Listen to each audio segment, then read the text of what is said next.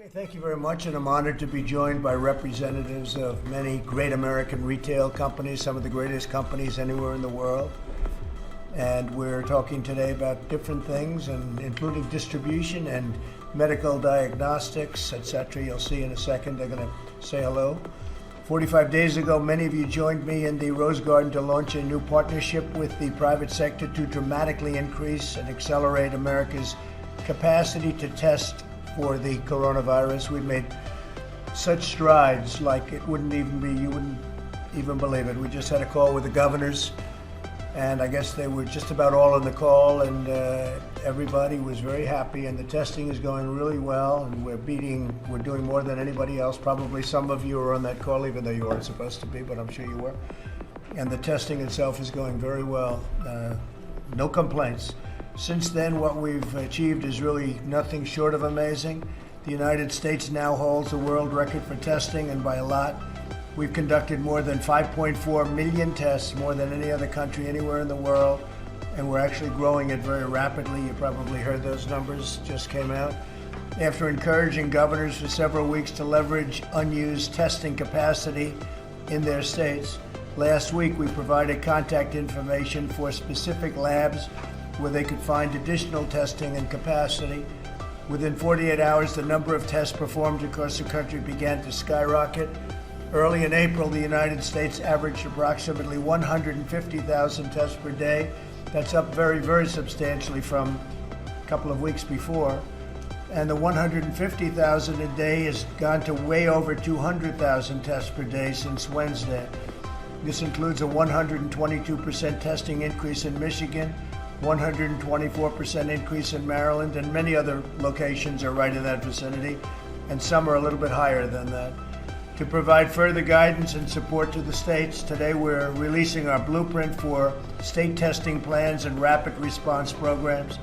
Together we're accelerating testing for Americans at retail locations across the country, and especially in our African American and Hispanic communities. We're going very, very strong in those communities. There are currently 73 retail sites, testing sites in 25 states in those specific areas, and we're increasing it very substantially. A lot of progress has been made for African American testing, Hispanic American testing, and Asian American testing. So I look forward to hearing from each of these incredible business people who have worked so strongly with us right from the beginning. I think of it was only 45 days ago that we got together, and so much progress has been made. I thought maybe we'd go around the room and they'd say just a couple of words, and then we're having a news conference in the Rose Garden because we have a lot of these folks are going to be joining us, and they'll say something out there. They've got a big gift to our nation and to the people from some of the companies, and I appreciate it. Maybe we'll start off with a very small company, a very small little retailing company known as Walmart, headed by a great guy. Doug, please. Doug McMillan with Walmart. Nice to see you all. Larry Merlo, CVS Health. Steve Wisconsin, Quest Diagnostics. Richard Ashworth, Walgreens. Mark Casper, Thermo Fisher Scientific. Adam Schechter, Avcorp. Rodney McMullen, Kroger. John Nims, U.S. Cotton. Hayward Donegan, Rite Aid. Okay, and we know this gentleman, right?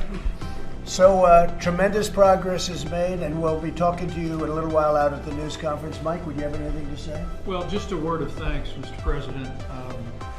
It's remarkable to think you speak about 45 days ago when we brought many of these retailers together with these remarkable commercial labs. And we build on a public-private partnership that you forged early in the coronavirus epidemic. Mr. President, when we first sat down at your direction with these great commercial labs on March the 4th, our country had conducted roughly 25,000 coronavirus tests. Today that number is 5.4 million. And with the support of companies like CVS Health and Walmart, Walgreens, Target, and others, we're now scaling that, working with governors as they implement their testing plans. And it really is what you said early on, Mr. President. This is a whole of America approach. You brought all of America's best together. Our retailers brought together our commercial laboratories, and the results speak for themselves. As we heard on the call with the governors today, governors are rapidly expanding testing across the states as they move toward a phased and responsible reopening of their state and this nation's economy. So I'm glad to be back with this group, Mr. President. I know how grateful you are for the collaboration around this table, and I look forward to hearing how we can continue to build even more momentum in the progress that we're making as a nation, working with these great retailers and working with these extraordinary commercial labs that have done so much for America in such a short period of time. Thank you very much, Mike. We'll see you outside at the news conference. Thank you very much. Let's go.